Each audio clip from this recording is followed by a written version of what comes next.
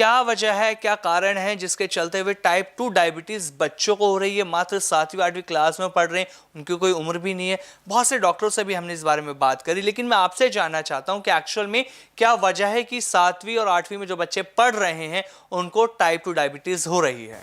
ये एक्चुअली कई बार by birth ऐसे जीन्स होते हैं जो रह जाते हैं। कईयों को तो बच्चों को जन्म से हो जाती है और कईयों को 2-3 साल के बाद हो रही है। ये होता है कि मदर के पेट में उनको प्रॉब्लम कहाँ हुई, लेकिन उसका कॉज नहीं होता कि क्यों हुई है। डायबिटीज़ का अभी तक किसी को भी नहीं पता होता क्यों होती है, ना ही कोई बता पाता है। लेकिन कई लोगों को तो किसी जैसे कोई बीमारी हुई, कभी कोई वैक्सीन लगा, कोई इंजेक्शन लगे, कोई दवाइयाँ लगी, उनसे कई बार होती है। कई लेडीज़ को प्रेगनेंसी के टाइम, तो ऐसे करके भी है। लेकिन आजकल जो डायबिटीज़ का दौर चला हुआ है ये है कि सिर्फ स्ट्रेस और लाइफस्टाइल डिजीज़ है ये। अब खाने पीने का, अब पहले जब डायबिटीज़ होती थी मुझे याद है कि हमारे घर में कोई हमारे अंकल आया करते थे, तो वो जब कहते थे, हम छोटे होते थे, बहुत छोटे, वो जब कहते थे चाय फीकी पीनी है, तो हम छोटे बच्चे थे, हम मजाक उड़ाते थे उसका, इसको क्या स्वाद आएगा, ये चाय पीनी क्यों।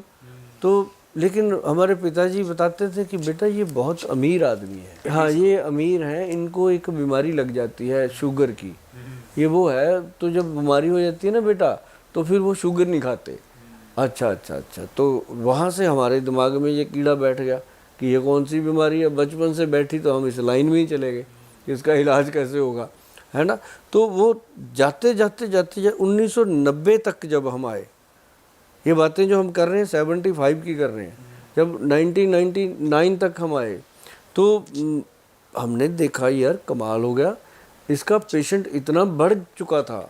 पंजाब के अंदर हमने एक गुरुद्वारा साहब है, वहाँ कैंप लगाया इसके लिए।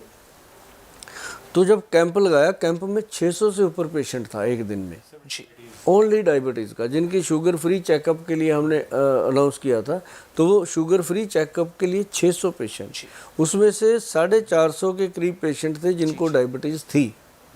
150 पेशेंट थे जो डाउट था उनको, वो आए थे चेक कराने। अच्छी बात है, पहले तो लोग चेक ही नहीं करवाते थे डरते हुए कि अगर आ गई तो मैं क्या करूं, भाई आ गई तो इलाज हो जाएगा। तो उसके लिए हमने कैंप लगाए, 1000 के करीब कैंप हमने पंजाब में लगाए, 1996 से लेकर के अभी तक लगा रहे हैं बराबर, ताकि लोग टेस्ट तो करवाएं, पता तो चले।